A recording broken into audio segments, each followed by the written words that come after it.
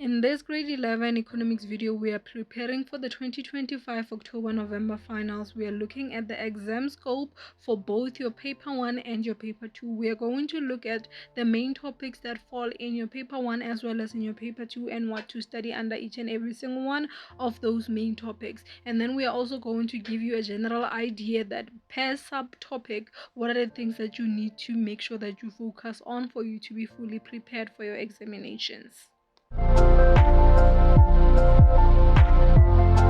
Your paper 1 has two main topics, the first one being macroeconomics, the second being economic pursuits, which we will get into in the next chapter. But for macroeconomics, we have four topics that you need to make sure you have covered before you walk into the exam room. So the first one of the four topics is factors of production. With factors of production, not only do you need to know your factors of production and where to apply them, but you also need to know their remuneration. Their remuneration is where you need to spend a lot of time in the application of them, because you know that you have been tested a lot on factors of production from even the previous grades, but you haven't really focused on remuneration up until this year. So that's where your testing is going to be focused more on the remuneration of your factors of production. The second topic, we're looking into economic goods and services. When we're looking into economic goods and services, we are actually getting into the topic of the circular flow. So you will see that it is a lot of things that we look into when we're dealing in the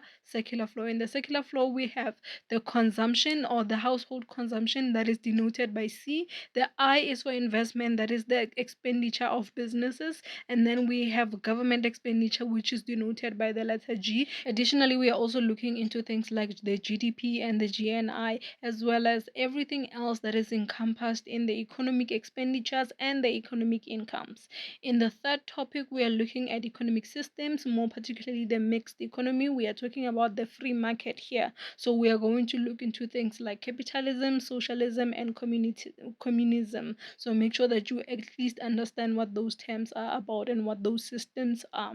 Then lastly, you're looking into South Africa's economic structure, where we will be looking at the economic sectors, that is the primary sector, the secondary, the tertiary, and you're also looking into South Africa's infrastructure.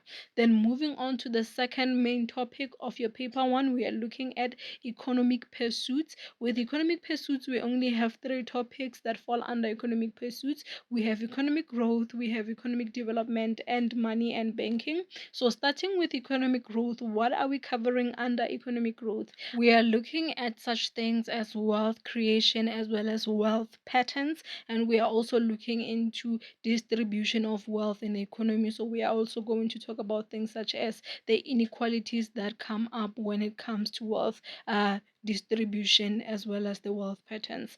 And the second topic, we're looking at economic development. With economic development, we start off by looking at the different methods of development. We're looking at the living standards, the high living standards, the low living standards in the country. We are also looking at the causes of that. That's why you will see us also having to head on issues like unemployment. So those are the things that you need to cover when it comes to economic development. Lastly, we are looking into money and banking for economic pursuits, for which we are going to start by looking at the functions of money. We are also going to look at things like the monetary systems. We are going to look at things like interest rates, the bank failure, as well as the consequences of the banks failing. So this is everything that has to do with money, including things such as more than money.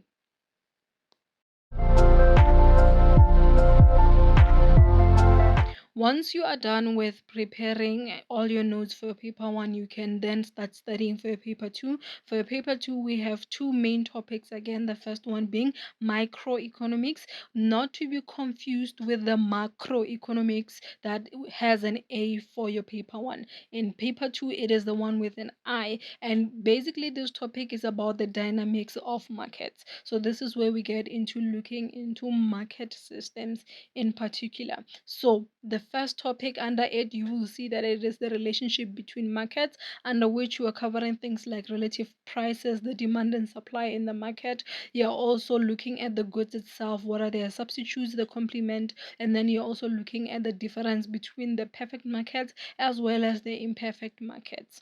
The third topic that falls under microeconomics is the effect of cost and revenue, for which we are going to start by looking first at the objectives of the market and of cost and revenue, and then we are going to look at the total, the marginal cost, as well as the average cost. When you're looking at those, make sure you include the average cost. We are going to also look at cost schedules, the revenue, the calculations of the profits and losses. This is one of the topics that will also require you to also look at your graphs as you're studying this in your notes, in your textbooks. You will see that all of these topics come with the graphs, so you need to be able to interpret them. You need to be able to identify which one is the total cost, the marginal cost, and the average cost from the given graphs.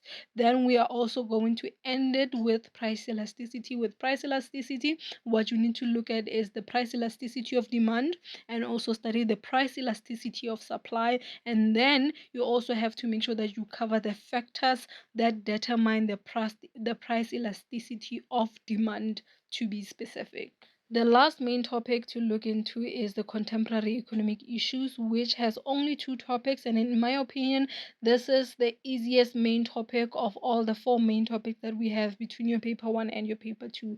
But for some reason, most students still don't get enough marks when it comes to this topic, only because in class, as you're moving along with your teacher according to the annual teaching plan, this is usually the last topic of the year, and because it is the last topic of the year, it tends to suffer. More attention is not given to it, or proper attention is not given to it, and as a result, a lot of learners lose marks on it. But I want you to do yourself a favor and go study this topic. It's easy. You start with globalization by defining what globalization is, then you study the causes of globalization, the consequences of globalization, and then you end with the North and South divide.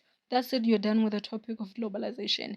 Environmental sustainability, you start by the definition, you come to the problem of environmental sustainability, protecting the environment, approaches to sustainability, then you end with the global and local impact, that is the advantages and disadvantages on the South African environment. That's it, you will be done with this topic, and it would have made your paper 2 easy.